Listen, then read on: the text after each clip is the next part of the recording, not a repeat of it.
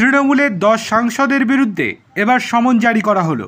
2024 সালে এপ্রিল মাসে জাতীয় নির্বাচন কমিশনের অফিসের সামনে তৃণমূল সাংসদ এবং দলীয় নেতৃত্ব যে অবস্থান বিক্ষোভ করেছিল তার জন্য 10 সাংসদ এবং নেতার বিরুদ্ধে সমন জারি করল দিল্লির রাউস অ্যাভিনিউ আদালত।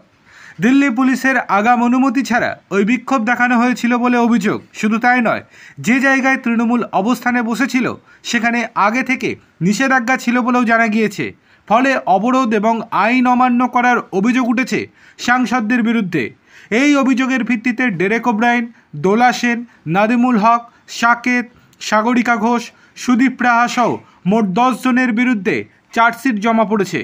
দিল্লির রাউস অ্যাভিনিউ কোর্টে মামলা দায়ের করেছে দিল্লি পুলিশ। আগামী 30শে এপ্রিল এই সমন জারির পরিপ্রেক্ষিতে শুনানি রয়েছে। ওই দিন দলীয় সাংসদ এবং নেতাদের হাজিরা দেওয়ার কড়া নির্দেশ দেওয়া হয়েছে।